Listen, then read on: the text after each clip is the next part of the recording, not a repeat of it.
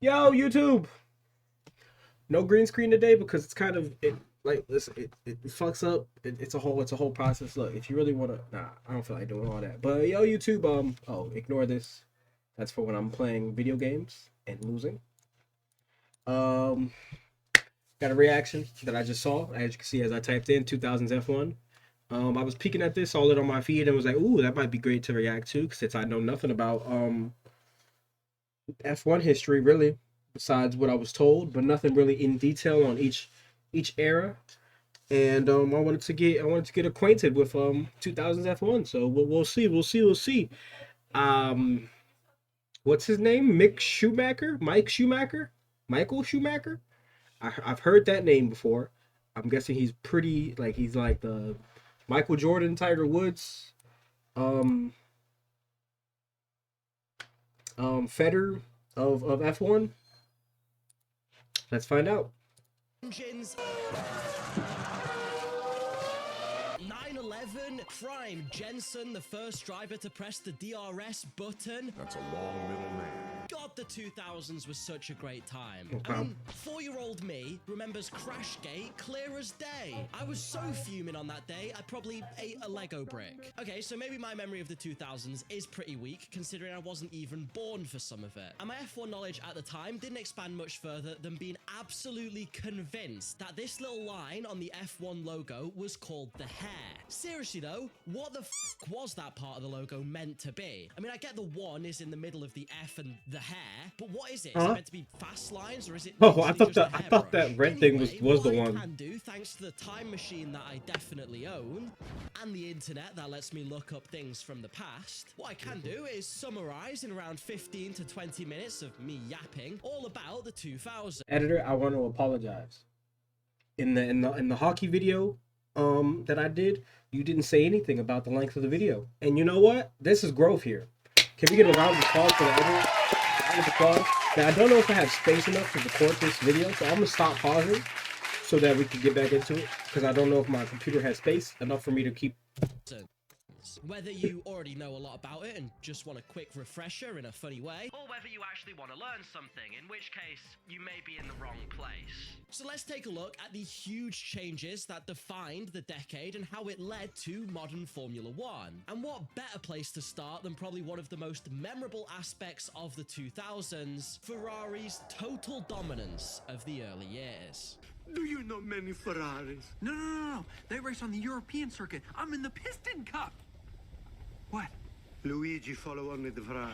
Between the year 2000 and 2004, Michael Schumacher and Ferrari won everything. There's no better way to put it. It's easy to look back at the stats and look at the length of the domination. And It just is think, Michael wow, Schumacher. Ferrari must have had it so easy during this era. You know, something similar to Verstappen last year in 2023, where he absolutely dominated a season. But honestly, that wasn't the case the entire time. For example, in the year 2000, there was a lot of pressure on Ferrari to perform. In Ferrari. 1998, As I said in my the first video where I was looking at the history of F1, I thought Ferrari was like the staple of like, because every time you search up of F1, Ferrari is usually the first car you see. Like Ferrari is usually the first car you see, especially in the Netflix series.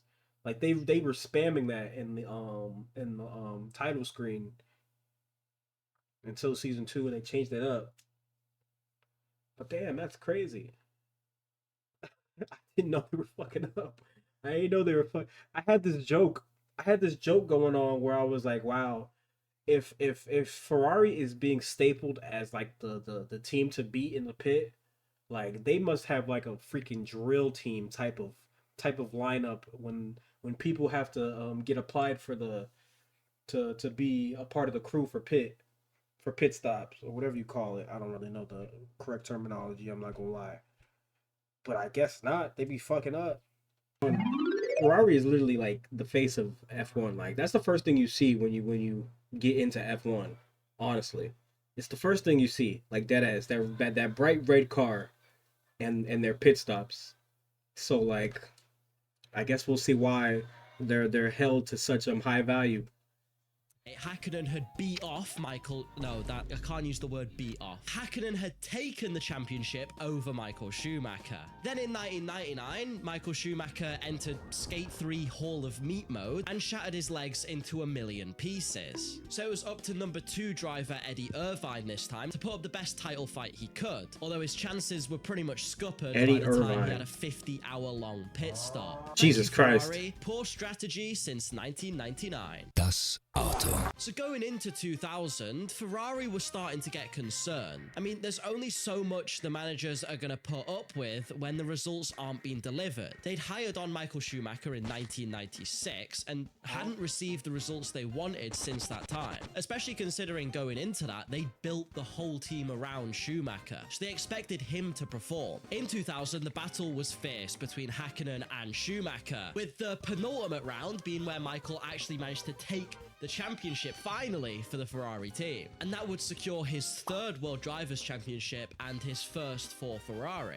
Italians all over the world that day drank wine, partied, and told people they were eating food wrong because they invented it. Thank you, Italians. I love Ferrari, but I am putting garlic mayo on my pizza. Thank you very much. 2000 also wasn't without its controversy, as during the Italian Grand Prix that year, we suffered the death of a marshal. A bit of a reminder that despite the racing being close and really fun to watch, it still wasn't of the safety standard we would expect. Okay. As heading into the second chicane at Monza, Formula 1, still one of the most deadliest sports. Car, his wheel came loose and it struck one of the marshals who was standing at his post, which killed him instantly. So of course, after something like this, F1 Jesus had to Christ. review its safety standards, as it's just unacceptable to be happening. So let's see what happened moving into 2001. In terms of the title fight, it wasn't really that spectacular, nothing as exciting as 2000. Mika Hakkinen had a pretty poor year, finishing quite far off teammate David Coulthard, who was the closest rival Michael Schumacher had, but the McLarens couldn't really match the Ferraris this season. In 2001, the Twin Towers said bye-bye to everybody, so at the Italian Jesus Grand Prix Christ. that year, some tributes were made.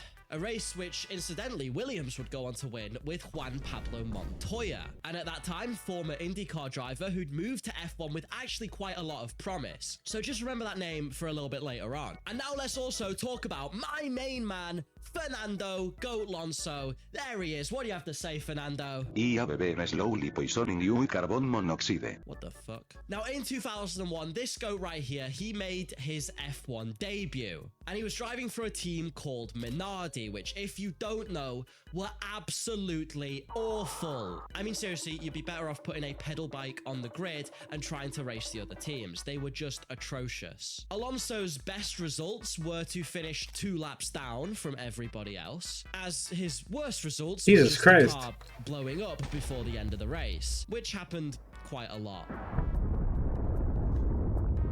Now, every time, though, I go to talk about Fernando Alonso's rookie season, I'm reminded of this weird conspiracy that I found out. Basically, if you go to F1.com, they have a list of every single race result ever, with all the teams, all the drivers that took part in the championship. Sounds simple enough. But if we go back to the race results of 2001, Alonso, his teammate, and Minardi are not listed on the drivers' or constructors' standings. I mean, if you look at the races, they're there.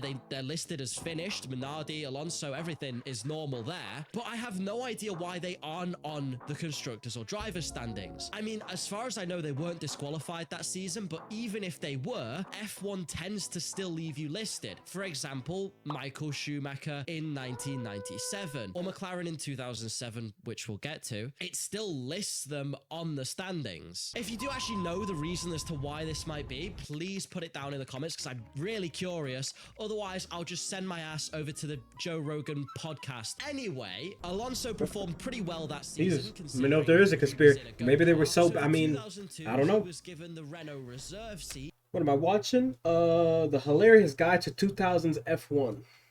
Malcolm. Welcome back, Malcolm. It's been a minute. WMod. The mod is back. The mod is back. Boop. In preparation to move him up to the main team. Watching this on Twitch, YouTube. Check me out.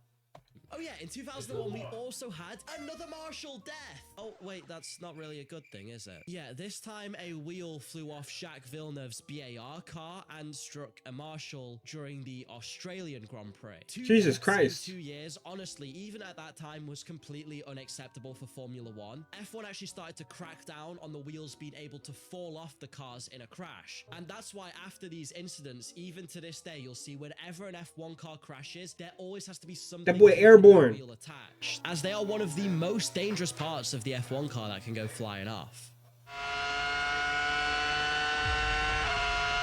Anyway, moving into 2002, Michael Schumacher had an absolutely incredible run of form. Honestly, this season was so strong from him, it rivals Max Verstappen's 2023 year. He became the first and currently only driver to ever finish on the podium in every single race of a season during 2002. Which means What? to drink an awful lot of champagne. I bet Kimi Raikkonen was jealous. That year, though, Williams were definitely the second best car behind Ferrari. There's like what, 20-something drivers? Standings behind the two Ferrari Jesus drivers, Christ. and Michael's brother Ralf Schumacher in fourth. Then McLaren followed in the constructors with the third best car. Although on paper they probably had the fastest, if not the second fastest car over the whole season. It's just the problem McLaren had was that their car exploded every 2 seconds, especially in the hands of Mika Häkkinen's replacement, Kimi Raikkonen, who does at this point sound like the Aldi knockoff version of Mika Häkkinen. Trust me, it's just because they're both Finnish, but they are both big personalities in the sport and very different. Kimmy, what happened? I spun. But Raikkonen drove That's the fun. absolute Why balls you off say it the like that? car, which meant that by the end of the race, the balls had actually fallen off the car and it wouldn't finish. With Raikkonen and Juan Pablo Montoya, both a little bit hotheads at the time, being so close on track, it gave us amazing radio messages, such as this one. Fucking Raikkonen! What a fucking idiot! Which was when F1, I think, Jesus realized Christ. they probably shouldn't broadcast the radios live. Moving into next year, though, 2003 was an incredible season I still wasn't born for. You had a 3-way title fight between the defending world champion Michael Schumacher, the man who says so little his tongue might as well have been cut off, Kimi Raikkonen, and the Colombian hothead, likely sampling his country's biggest export, Juan Pablo Montoya. This season, though, also saw the maiden win of Goat Lonzo himself. Well done, Fernando. What do you remember about 2003? I accidentally crashed the F1 car into a nursing home but don't tell anyone. Alonso had replaced Jenson Button at Renault, as Button was fired for being This too guy's much funny. of an eccentric playboy, which is definitely not how he would be described now. He's probably now thought of as one of the most chill drivers on the grid. Or in fact, actually no, he's Danica Patrick's worst enemy. Long run down here into turn 1. Obviously, this is fast section here. Right, so let's talk about who the championship challengers were. First, So much input. starting with Montoya, So much needed who, input. despite a good start to the season and definitely had an extremely fast car under him, managed to make so many mistakes. He put himself out of contention Very wide. Oh! Whoa! early on. Montoya really is just me trying to do the F1 game with no flashbacks enabled. It's Michael Schumacher! So anyway, with Juan Pablo crashing out of contention, let's talk about our 2 other drivers. Defending champ Schumacher and drunk Finn Kimi Raikkonen. McLaren this season had a car very much close to Ferrari on pace, with it really just coming down to circuit-specific setups to decide who had the best pace. Kimi again suffered from his reliability though, although much less than in 2002, taking just 3 DNFs this year. And can I just remind you, 3 almost definitely felt like a blessing in comparison to the 2002 season, where he finished just 6 races and DNF'd in 11 of them. Michaels? At that point, you might as well stop What is talking this? about Who is it? races Who does he and race just for? only Michaels? isolate your Williams? He actually did do that after his engine blew up. Anyway, Jesus in Christ. comparison, Schumacher suffered just 1 DNF, which was during the chaos of the 2003 Brazilian Grand Prix. No! No! No! Fuck! And if you would like me to summarize that race, here is Fernando Alonso trying to drive.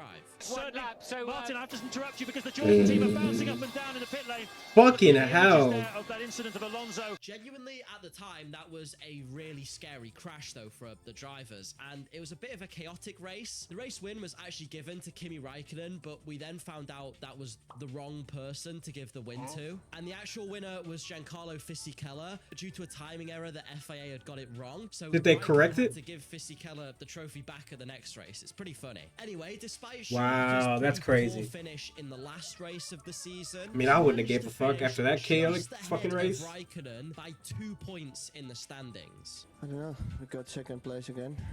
It's not very nice to finish second almost every time, but we were just not. I have no clue who he races for. To win the Oh, title and, at least McLaren. win the McLaren. for Has to be that McLaren. driver. That's the McLaren symbol on his hat, right? If Kimi Raikkonen was I capable fucking of can't tell. He has Mercedes on his fucking. Probably would have done this face. But knowing him, he likely got drunk and collapsed on someone's shoes. Well, he wasn't drinking in a bar, but he was in Monaco and he was standing in a bar. And then somebody collapsed drunk on his feet. Yeah, it was me. Yeah. 2004! What an excellent year, because yours truly, Dan No Skill, was finally alive and breathing in this world. But also, for Ferrari, this was a brilliant year, because let me tell you something about Italian engineering. I am convinced that they're probably so drunk on red wine all of the time, the Italians don't really know how to build a Formula 1 car. They probably just throw shit at the wall and hope it goes fast. Going into 2004, Ferrari began work on the F2004, which is going to be their car to compete with for the season. They were expecting maybe a couple seconds at most, or a few tenths, on their 2003 designers. It wasn't a big regulation change. So when the engineers saw the first lap of the F2004, they checked that their stopwatches were working properly because of how fast it was. The F2004 was, in fact, that fast. And to this day, it still holds some of the speed records within Formula 1, which shows just how incredible of a car it really was. Damn. At the end of 2004, Ferrari 2004, that's 20 years of But as development, always, and the French were about to come in and ruin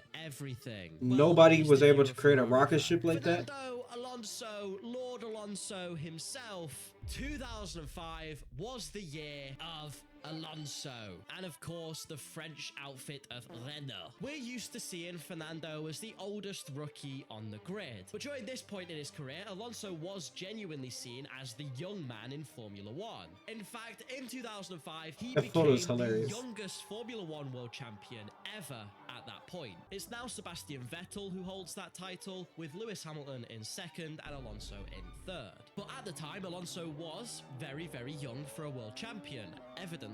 His main rival for 2005 was, of course, McLaren's Kimi Raikkonen, who many during this period saw as the best driver on the grid, or at least the quickest. Probably how a lot of us imagine Charles Leclerc now. Extremely quick over a race and one lap, but maybe just doesn't have the look or the car under him to be a world champion yet.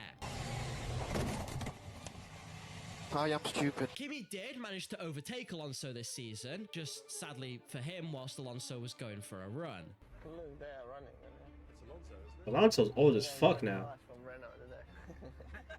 But he couldn't overtake him in the standings. Many would argue that Raikkonen had a lot of bad luck during this period. Well, although when they do tell you these stats, they heavily weight it on that 2002 season, which I'll admit was god-awful. But at the end of the day, Renault did just seem to have the better car, and Alonso drove extremely well that season. The biggest shock was honestly Ferrari. Michael Schumacher was definitely best of the rest if you exclude Renault and McLaren. He was about 7 F2004s away from actually being able to touch the World Championship trophy. And after the last 5 years of utter dominance, it was hard for a lot of people to believe that Ferrari had gone this far down. Truly, the Italians would have to eat so much spaghetti to overcome their pain this time. But could Michael Schumacher bounce back to please the Tifosi in 2006? Well, it's Michael Schumacher. Of course he could. In 2006, he really gave Fernando a run for his money. And Alonso had to be a lot smarter about how he was going to win his race. But hold on! I forgot to mention an incredibly sad death that happened this year. 2006 was the death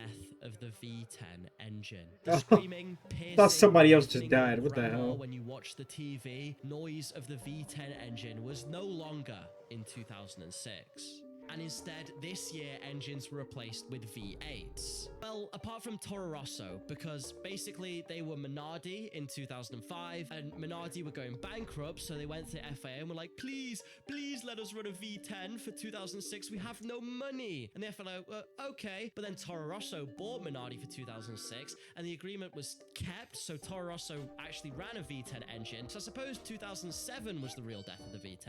Anyway, Alonso and Schumacher had some incredible battles, while it was actually McLaren who lagged behind a little bit this year. But when I think of this season, I always come back to one race between Michael and Fernando. And it was where Fernando was acting like the Great Wall of China and refusing to let Michael Schumacher past, in what was honestly a brilliant defense and probably how Alonso learned to do it for Hungary 2021 against Hamilton. It was during a race at Imola in 2006, and still I can't believe Alonso came out on top. For fuck's sake, I can't say that. What is it with F1 words and always sounding so suspicious?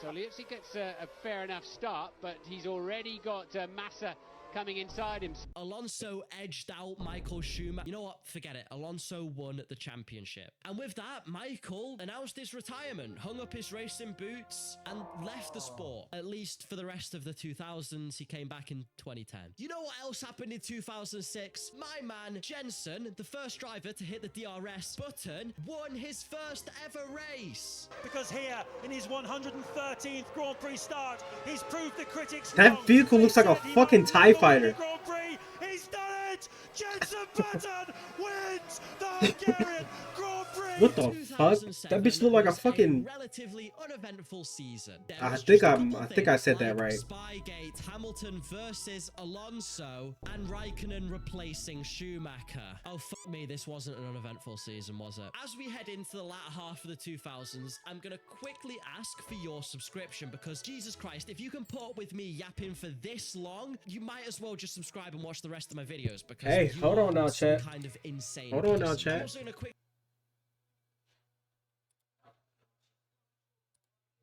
Go ahead and hit my brother with a sub, bro. Go ahead and hit that sub button. I'll sub up, bro. It's a quality video.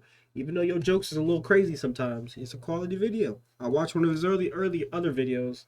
I fuck with the content.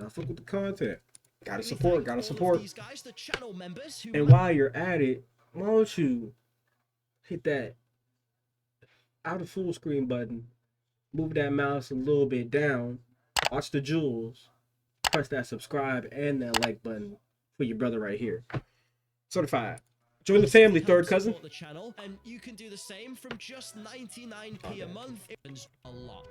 Kimi Raikkonen was to be the German successor. Once his biggest rival over at McLaren, now the one to fill his shoes. What a lovely story. McLaren themselves would have a whole new lineup of reigning world champion Fernando Alonso and a rookie. And you know, a rookie and a world champion always makes sense, because the rookie is not going to be putting pressure on the champion is going to be able to take the lead. And oh fuck me, it's Lewis Hamilton, isn't it? Oh god. Okay, so the insanely talented and with a lot of testing under his belt, Lewis Hamilton was going to be the one to partner Fernando Alonso. And he was well and truly up to speed by the start of the season, so Fernando was going to have to watch out. Now, I may have just told you that Lewis and Fernando were driving for McLaren, but some in the comments might be saying they actually drove for Ferrari. This is because of a teeny tiny, absolutely enormous scandal called Spygate, where a McLaren engineer was found to be stealing classified Ferrari documents, and therefore he was fired and McLaren were disqualified from the Constructors' Championship. Luckily, the car was found to have contained no Ferrari elements, believe that if you will, and Hamilton and Alonso were still able to take part in the Drivers' Championship and retain all of their points. Sorry, but has the season even started yet? Ferrari took 3 out of the first 5 race victories, and Fernando took 2. But then, going into Canada, Lewis took his maiden victory, and he won the next round in the USA. As Lewis improved, and Fernando, mate, you might want to cover your ears for this because you're going to get PTSD. The McLaren team appeared to support the Brit more and more in his challenge for the championship. And Fernando at least felt that that was unfair. Although Ron Dennis would probably tell you they were treated equally, something he valued at McLaren, for example in the times of Senna and Prost. It all kicked off when someone accused Alonso of handing out bribes to his engineers on his side of the garage. When in fact this has actually been debunked, he was just handing out shares of his podium winnings, something he'd always done throughout his entire career. That doesn't even make sense. Why the fuck would a driver do that? A driver would not do that. Perhaps the biggest controversy occurred. It was Fernando's turn to have the final run in qualifying, something they alternated between each race, and Lewis Hamilton was given a team order stating exactly that. Yet it was a team order Lewis Hamilton chose to ignore. Therefore, in the pits, Alonso waited and held Lewis Hamilton up. To Alonso out. Yep, they want him out of there. Now Alonso's not getting on with it. Only a minute and 40 to go. Is he out? What? Exactly that. Yeah, it was a team order Lewis Hamilton chose to ignore. Therefore, in the pits, Alonso waited and held Lewis Hamilton up. To Alonso out. Yep, they want him out of there. Now Alonso's not getting on with it. Only a minute and 40 to go. Is he blocking Hamilton here? Which escalated the situation. Fernando then set off from the pits and managed to make his final qualifying run with a few seconds to spare, whereas Hamilton didn't. This gave Alonso pole position. That's a dog-ass nigga right there. Place grid penalty, which was given to him for blocking someone in the pit lane. It was for the aforementioned incident, and something again he deemed was quite unfair, considering he wasn't blocking anyone but his teammate and he was in his pit box. In the end, honestly, doing that at such a difficult track to pass at probably didn't help Fernando and helped Hamilton more, as Hamilton went on to win the race, and Fernando lost out on valuable points to chase him down. Look, it's okay, man. Don't worry about it. Don't worry. It happens to the best of us. But after that, we were off to the home country of only Chinese F1 driver ever, Guangzhou, which was the penultimate round of the season, and Lewis Hamilton was called into the pit lane. It was just for a standard stop to change his tires, but as Lewis pulled into the pits, he shamelessly stole Lance Stroll's strategy from Brazil 2024, 17 years beforehand, and beached his car in the gravel. Yeah, that's what I would have did. I said earlier, right? Now, this was mostly because his tires were extremely worn and McLaren had left him out there for quite a long time. It was also probably just with that rookie inexperience, he wouldn't have known how to drive on that kind of tire necessarily yet. It was more a matter of circumstance that Hamilton ended up there. This did give Kimi Raikkonen the race win and gave him valuable points on catching up to Lewis in the championship. I mean, look, there was not a chance with how quick McLaren were, Kimi Raikkonen would ever really win the championship. I mean, going into the final round, he was still 7 points off Hamilton, and this is in a time where race wins only gave you 10 points. If he won it, I would eat my Fernando Alonso cutout behind me. Well, actually, that's a hypothetical, I would, because he actually did go and win it, the madman. Raikkonen won the race, as Lewis suffered from a small gearbox issue on lap 8 that pushed him back. Don't get me wrong, he wasn't out at that moment because he wasn't driving a French car, so it didn't know it could blow up.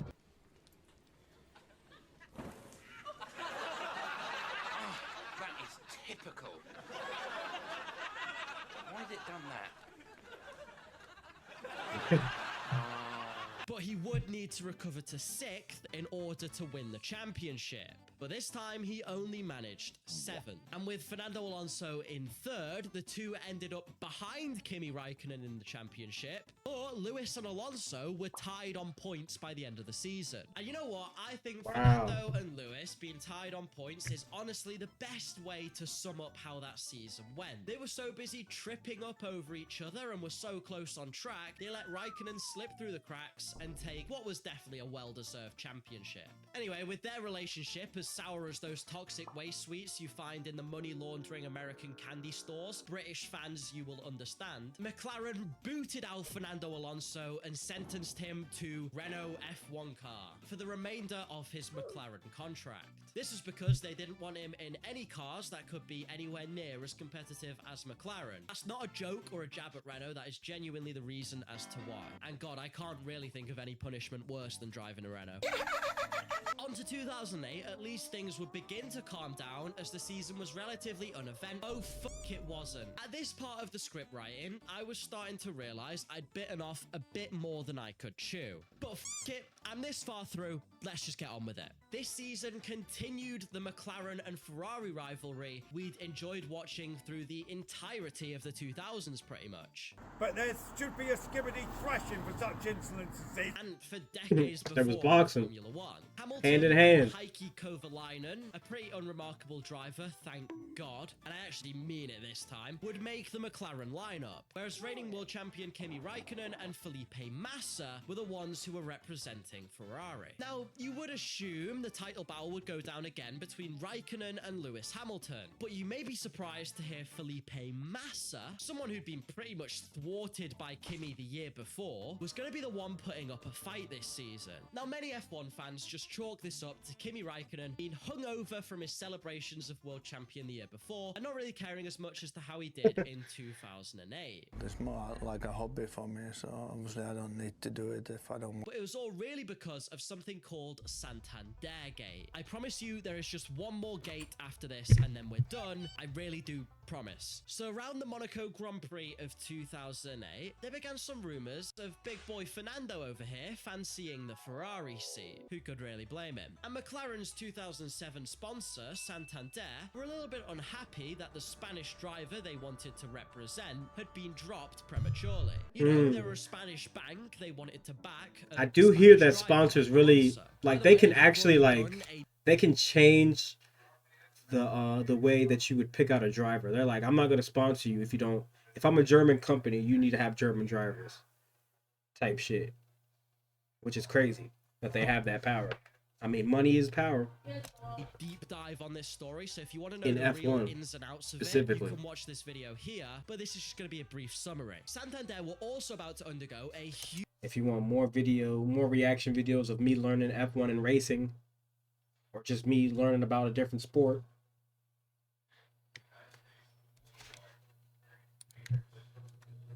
it's right there. Yeah. Look at that motherfucker. Look at it.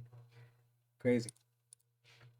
Huge expansion into the Brazilian market. So what better way for them to promote that than to sponsor a Brazilian Formula One driver also? You know, someone such as Felipe Massa. So what better way to make everybody happy than to offer Ferrari a fuckload of money to have an Alonso Massa lineup in a deal that could be worth billions in exposure within the Brazilian market. So during the season, Ferrari began to slowly sabotage Raikkonen's season, only by a little bit, to hinder his performance. What? And then they would push him out of the team and bring Fernando Alonso. No fucking so way. That's why Felipe Massa is our title challenger. Yeah, no one said it was going to be a short story, did they? Jesus Christ, that's Anyways, fucked. let's talk about some actual racing this season, and let's start with Spa. Lewis Hamilton had taken the checkered flag first, but was handed a controversial 25-second penalty for an illegal overtake. Touch.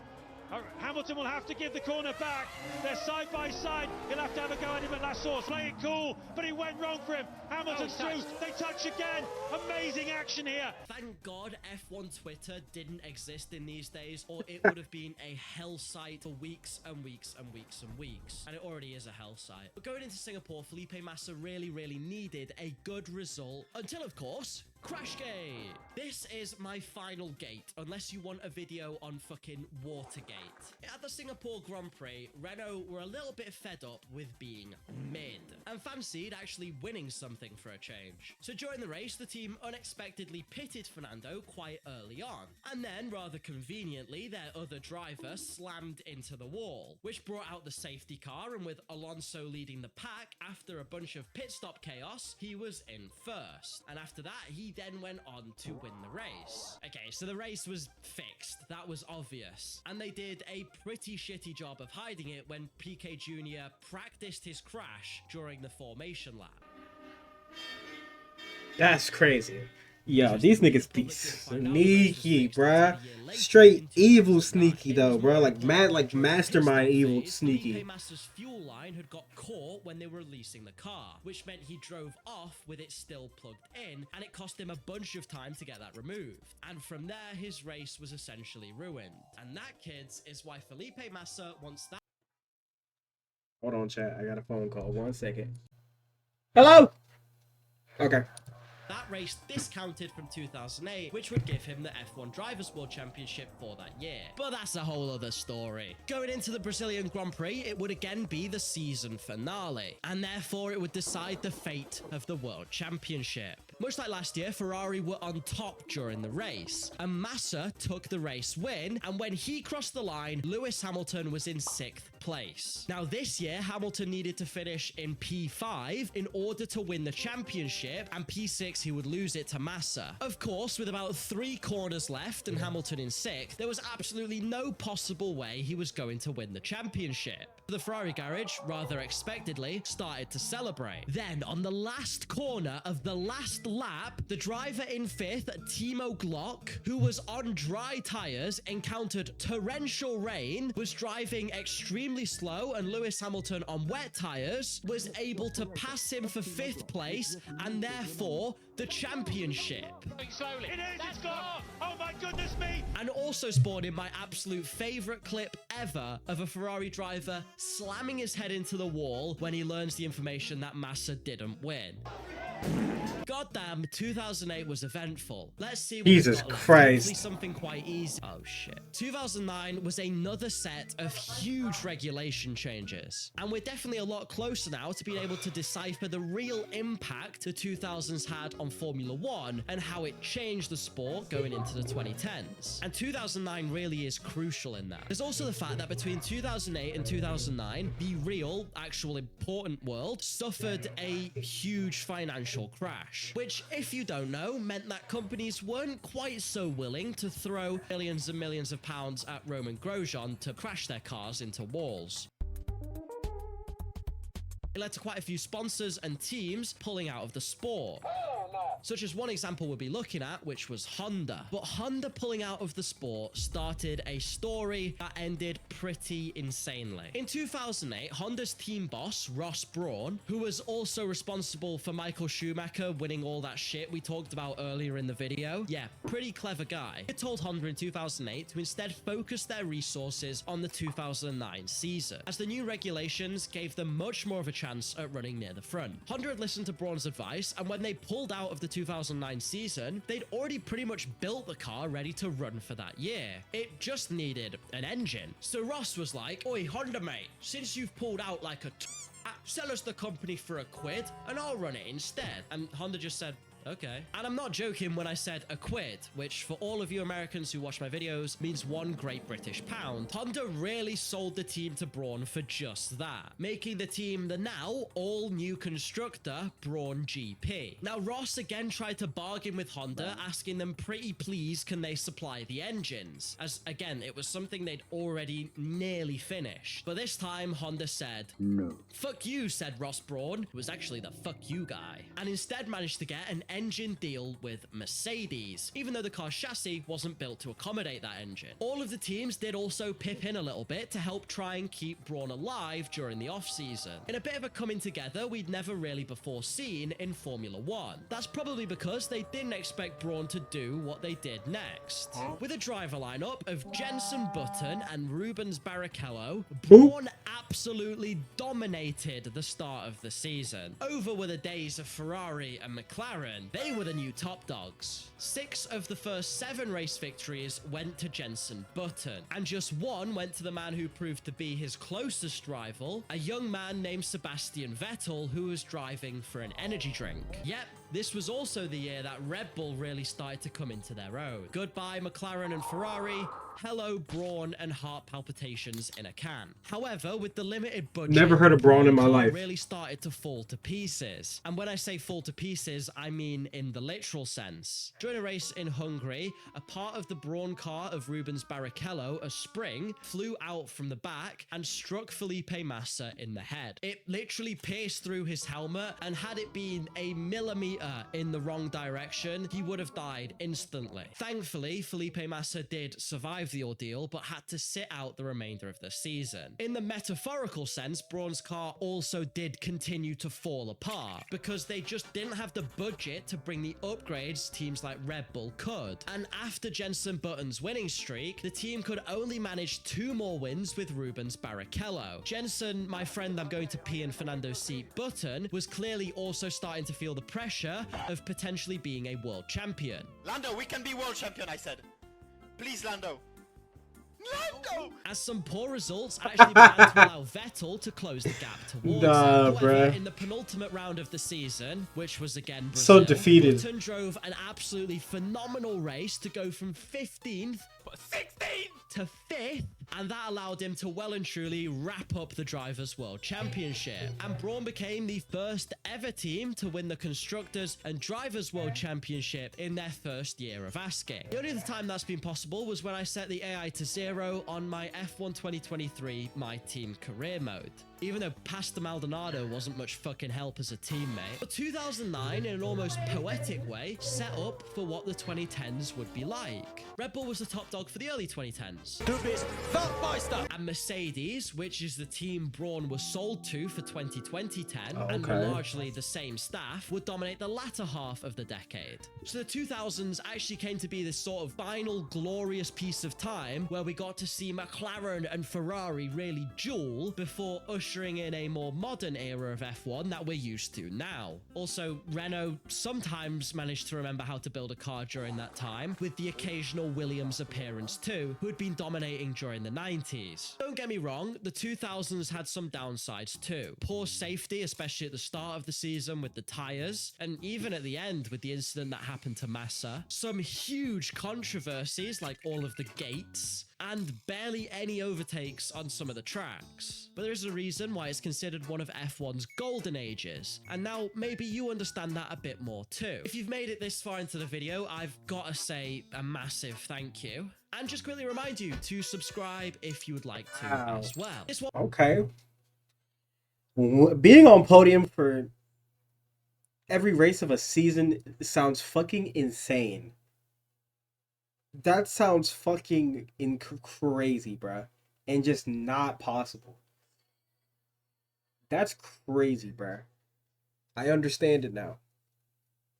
I understand it now. That's wild, bruh.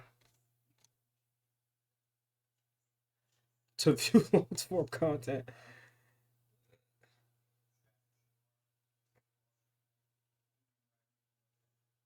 Holy fucking shit. Yeah, that one is crazy. He calls it the hair. That's a W video right there. Wow. So 2000s. What did I pick up from that video?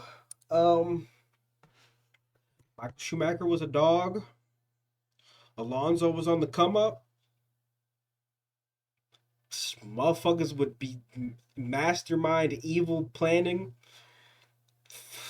Like just mastermind evil planning to get what they want. They would hoe anybody that they felt like hoeing. Shit. 2 deaths due to wheels, which is freaking terrifying. Sounds like a golden age to me. Sounds like a golden age to me. If you guys want me to react to anything that you've seen on YouTube, whether it be racing, tennis, anything, I'm trying to learn. I'm trying to grow my palette on all types of media. Put it in the comment section, and I'll see if I check it out. With that being said, like I said earlier, like, subscribe, share with your friends, and yeah, I'll see y'all in the next one. Wow. And if you have questions on 2025 season, on who I, for F1 specifically, am rooting for,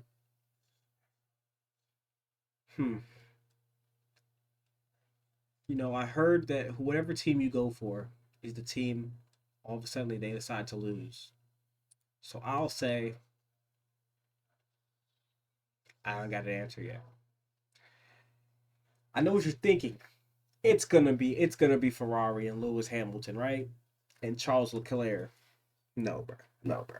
No, bro. That's too easy. That's too easy. I want some underdogs, bro. I want some underdogs, bro. Team I'm going for is Williams. I said it. It's Williams. It's Williams. Shout out my. Throw up the W's in the chat. Throw up the W's in the chat. I don't even know who races for Williams. I'm not gonna lie. I'm a bandwagoner, but that for officially, that's the team I'm going for 2025. We going to the top. We going to the top.